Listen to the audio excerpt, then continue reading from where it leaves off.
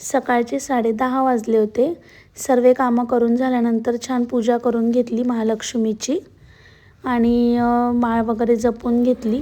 रांगोळी बाकी होती बघा. किती छान पूजा झालेली. हार नाही आणला होता. कवड्या पण ठेवल्या छान पूजेमध्ये. आत्ताच आणल्या त्या मठातून.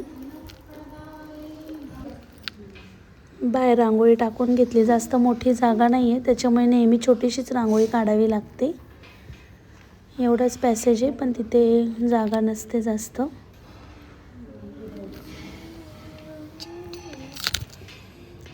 आणि प्लीज चॅनलला सबस्क्राईब करा, लाईक करा आणि शेअर करा. आणि बघा आता या 12 वाजले होते. डोशांचं टाकलेलंच होतं. डोसे आणि चटणी असंच केलं. आम्हीच घरी होतो तो. शेंगदाण्याची चटणी केलेली. चटणीचं काही रेसिपी नाही दाखवली.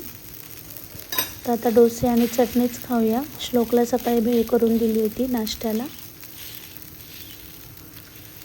मला छान क्रिस्पी पण झाला आहे. मी तुम्हाला बोलली होती चणा डाळ टाकायची.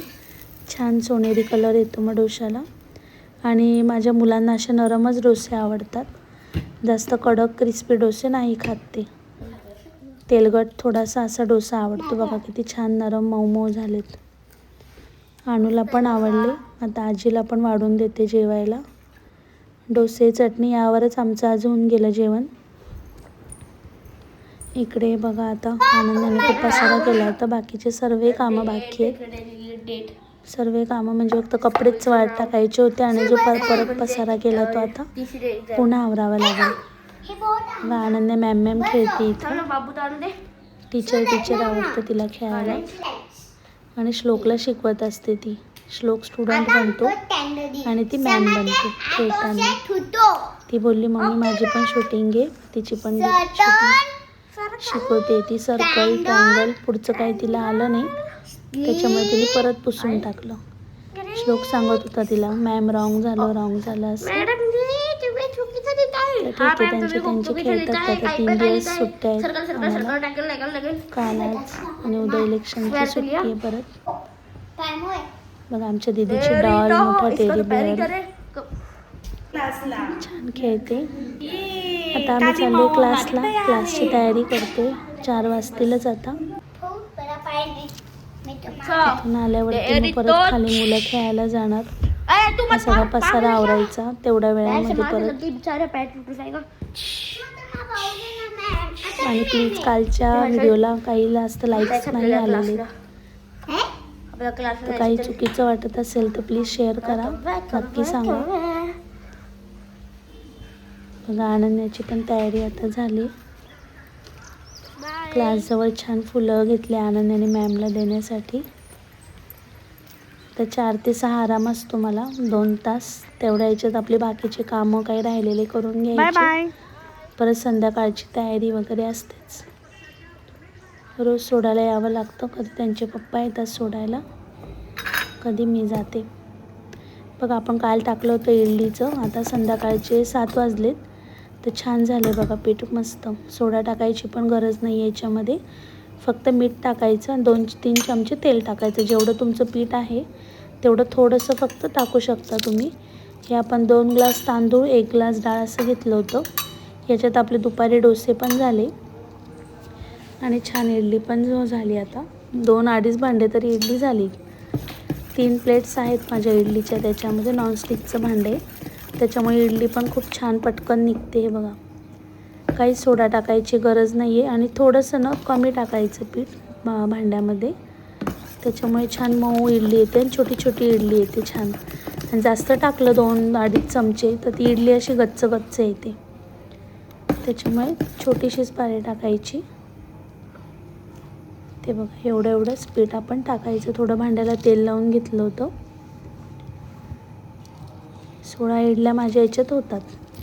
आपल्या 2 वेळा लावलं तरी होऊन जाते त्याच्यामध्ये आणि पटकन निघते इडली. काय भांडं धूत वगैरे बसायची गरज नाही पडत. बघा आणि चटणी मी सकाळीच केली होती. शेंगदाणे, खोबरं, लसूण वगैरे असं टाकलं होतं. खोबरा किस जो आपण आणतो तो पांढरा.